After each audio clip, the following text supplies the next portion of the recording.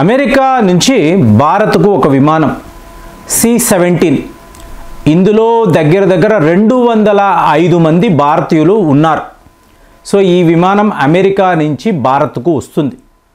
ఇప్పుడు మీరు ఒక విషయాన్ని ఆలోచించారు అనుకోండి, ఈ విమానము ఒక ఢిల్లీయో లేదా ముంబై, ఇంకా చెప్పాలంటే చెన్నై ఇలాంటి నగరాలకు రావచ్చు కదా. అంటే ఇక్కడికి వచ్చి ఈ భారత పౌరులను డ్రాప్ చేసేసి ఈ విమానం వెళ్ళిపోవచ్చు.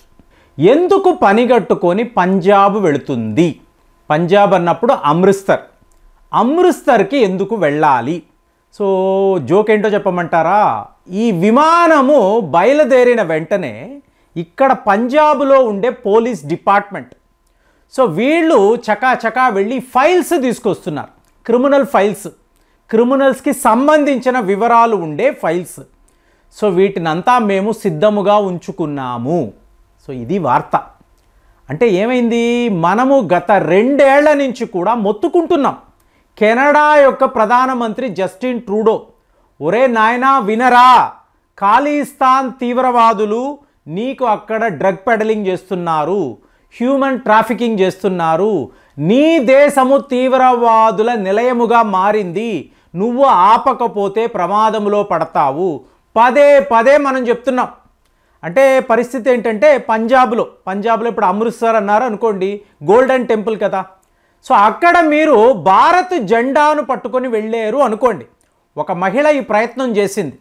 సో వెంటనే అక్కడ ఉండే సెక్యూరిటీ గార్డ్స్ ఈవిని ఆపేసి, అమ్మా ఇది భారత్ కాదు ఖాళీస్థాన్, ఇలా ఈ జెండాలన్నీ పెట్టుకొని నువ్వు లోపలికి రాకూడదు, బయటికి వెళ్ళిపో అన్నారు. చూడండి, మన దేశంలో ఒక అతి ముఖ్యమైన భూభాగము పంజాబ్, అందులో అమృత్సర్, అందులో మీకు గోల్డెన్ టెంపుల్.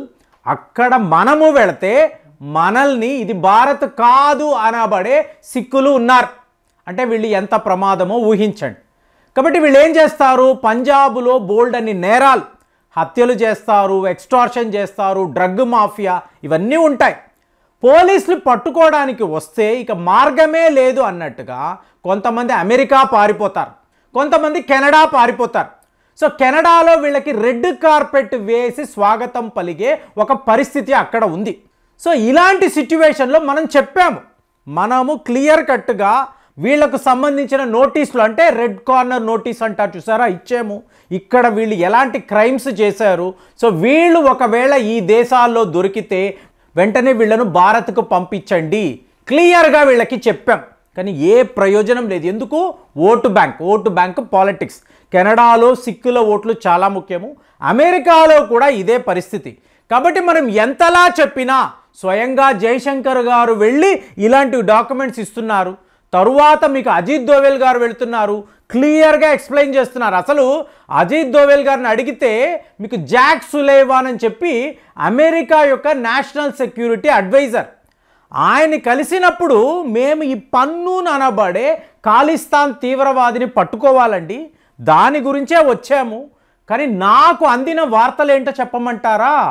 ఈ గుర్పత్వంత్ సింగ్ పన్నూన్ అనబడే, అంటే 6 ఫర్ జస్టిస్ అనబడే ఒక పార్టీ, ఖాళీస్థాన్ పార్టీ, దాని యొక్క నాయకుడు, చీఫ్. సో ఇతన్ని మేము పట్టుకోవాలి అంటే ఇతను ఒక CIA ఏజెంట్, అంటే సెంట్రల్ ఇంటెలిజెన్స్ ఏజెన్సీ యొక్క ఏజెంట్. ఇతని దాకా మీరు వెళ్ళలేరు, ఇతన్ని పట్టుకోలేరు. ఒకవేళ ఎవరైనా ప్రయత్నాలు చేస్తే అమెరికా పోలీస్ డిపార్ట్మెంటు, CIA అతనికి ప్రొటెక్షన్ ఇస్తుంది. చూడండి, ఒక తీవ్రవాదికి ఈ స్థాయిలో ద మోస్ట్ అడ్వాన్స్డ్ కంట్రీ ఇచ్చే ప్రొటెక్షన్ ఇది. సో ఇలా ఇది సాగుతూ ఉంది. సో ఇవాళ పరిస్థితి ఏంటి? డొనాల్డ్ ట్రంప్ రావడము, మోదీ గారు ఏం మాట్లాడారు, జయశంకర్ గారు ఎలాంటి డాక్యుమెంట్స్ ఇచ్చారు, అజిత్ దోవల్ గారి వెర్షన్ ఏంటి, ఆధారాలేంటి, మొత్తము సేకరించి న్యూయార్క్ అనండి, న్యూజెర్సీ అనండి, ఇక్కడ ఉండే గురుద్వారాలు, అంటే ప్రార్థనా స్థలాల్లోనే తీవ్రవాదులు, ఆయుధాలు, మీకు పెద్ద లెవెల్లో భారత్కి వ్యతిరేకంగా క్యాంపెయిన్ ఇవన్నీ జరుగుతున్నాయి కదా. సో అమెరికాకు సంబంధించిన సెక్యూరిటీ ఏజెన్సీస్ వీళ్ళు గురుద్వారాలోకి వెళ్ళి వీళ్ళు వాళ్ళ విచారణ మొదలుపెట్టారు. ఇక్కడ ఎవరెవరు వస్తూ ఉంటారు, ఇక్కడ ఎలాంటి ఆయుధాలు మీరు వాడుతున్నారు, అసలు మీరు ఎందుకు ఇలాగా ఆయుధాలను ఉంచు, మామూలుగా సిక్కులు అన్నప్పుడు కత్తులు ఇవన్నీ పెట్టుకుంటారు కదండి, అలాంటివి మీరు ఎందుకు వాడుతున్నారు అడిగి కొంతమందిని అరెస్ట్ చేసి అంటే డిటైన్ చేసి తీసుకువెళ్ళి ఎక్కడో ఉంచారు.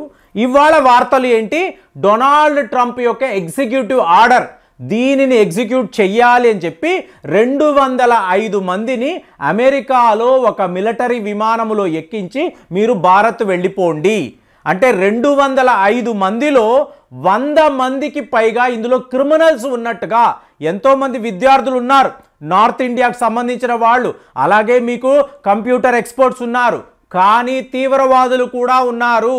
100 మందికి పైగా ఈ విమానంలో ఉన్నారు. కాబట్టి మేము మా ఫైల్స్ని రెడీ చేసుకున్నాము. వీళ్ళు రావడము మేము ministry of external affairs, ministry of home affairs, అలాగే నేషనల్ ఇన్వెస్టిగేషన్ ఏజెన్సీ వీళ్ళతో కంటిన్యూస్ సంప్రదింపుల్లో ఉన్నాము. సో వీళ్ళ వద్ద ఉండే ఆధారాలంతా సేకరించాము, ఫోటోలు తీసుకున్నాము, సీసీ ఫుటేజ్ ఉంది, పంజాబ్లో ఎక్కడెక్కడ వీళ్ళు ఎలాంటి నేరాలు చేశారు సర్వము మేము కలెక్ట్ చేసి పెట్టాము. ఒక్కసారి ఈ విమానము అమృత్సర్లో ల్యాండ్ అయిన వెంటనే మా పోలీస్ డిపార్ట్మెంట్ అక్కడికి వెళుతుంది, మేము వెరిఫై చేస్తాము, విద్యార్థులు అంటే వాళ్ళని విడిచిపెడతాము, కంప్యూటర్ ఎక్స్పర్ట్స్ అంటే వాళ్ళు వెళ్ళిపోతారు, తక్కిన వాళ్ళంతా కూడా ఖాళిస్తాన్ తీవ్రవాదులే ఉంటారు. సో వాళ్ళని పట్టుకొని ఇక్కడ మళ్ళీ మేము విచారణ మొదలు పెట్టాలి. ట్రయల్ అనేది స్టార్ట్ అవుతుంది. శిక్ష పడిందా 5 ఏళ్ళు 10 ఏళ్ళు వీళ్ళు జైళ్లలో మగ్గుతారు. ఎందుకంటే వీళ్ళందరూ ఎన్నో హత్యల్లో ఇరుక్కున్న వాళ్ళు. సో ఇవాళ మెల్లమెల్లగా ఈ నిజాలు బయటపడడం అనేది మనం గమనిస్తున్నాం. ఇదే ట్రంప్కిను జో బైడెన్కి తేడా.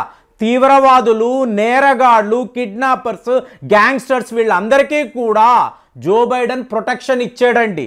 కానీ డొనాల్డ్ ట్రంప్ రావడము మీ జస్టిసు కాదు, మీ ఖాళిస్తాన్ మూమెంట్ కాదు, అమెరికాలో ఇలాంటి తీవ్రవాదులు, గ్యాంగ్స్టర్స్, మాఫియా వాళ్ళు ఉండడానికి వీలు లేదు. ఎవరైనా సరే నా అమెరికా క్లీన్గా ఉండాలి, ఇక్కడ క్రిమినల్స్ ఉండడానికి వీలు లేదు, క్లియర్గా చెప్పడము కాదండి. కెనడాకు కూడా చాలా పెద్ద హెచ్చరిక. కెనడాలో ఖాళిస్తాన్ మూమెంట్ అంటున్నారు, అక్కడ ఉన్నవాళ్ళు అమెరికా దాకా వస్తున్నారు. ఇవాళ సరిహద్దులంతా కూడా నేను క్లోజ్ చేసేసాను. ఇక మీదట ఈ డ్రగ్ ట్రాఫికింగ్ అలాగే హ్యూమన్ ట్రాఫికింగ్ అని మీరు మాట్లాడితే, ఖాళిస్తాన్ మూమెంట్ అని మాట్లాడితే మిమ్మల్ని ఎవరిని కూడా నేను విడిచిపెట్టాను అని చెప్పి డొనాల్డ్ ట్రంప్ క్లియర్గా చెప్తున్నాడు. సో ఇలా చూసుకున్నాం అనుకోండి, హర్దీప్ సింగ్ నిజార్ ఇతని గురించి మనం ఏం చెప్పాము, ఇతను ఒక క్రిమినల్ అండి, నేరగాడు, కెనడా ఇతనికి ఆశ్రయం ఇచ్చింది, ముందు ఇతన్ని భారత్కి పంపించండి అని చెప్పాం. మీకు ఈ పన్నూన్ అనేవాడు న్యూయార్కులో మీకు స్టాచ్యూ ఆఫ్ లిబర్టీ వద్ద నిలబడి ఇతను ఇంటర్వ్యూలు ఇస్తూ ఉంటాడు, వీడియోలు చేసి భారత్ను బెదిరిస్తూ ఉంటాడు. ఇవాళ ఇతను కూడా టార్గెట్లో ఉన్నాడు. ప్రస్తుతం నేను ఈ వీడియో మాట్లాడుతున్న టైంలో గుర్పత్వంత్ సింగ్ పన్నూన్ అబ్స్కాండింగ్ ఎక్కడో దాక్కున్నాడు. ఈ పోలీసులు వెతుకుతున్నారు, ఇన్వెస్టిగేషన్ ఏజెన్సీస్ వెతుకుతున్నారు, ఇతను ఇంకా దొరకలేదు. దొరికితే మాత్రము ఇతని భారత్ పంపిస్తారు.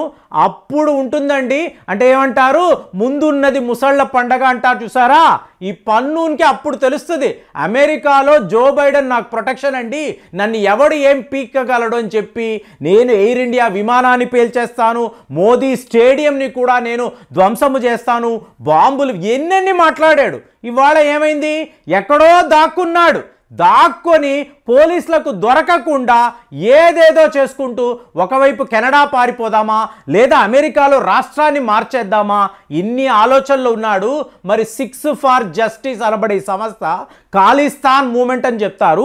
ఇప్పుడు డొనాల్డ్ ట్రంప్ ముందు ఈ సంస్థ నిలబడుతుందా?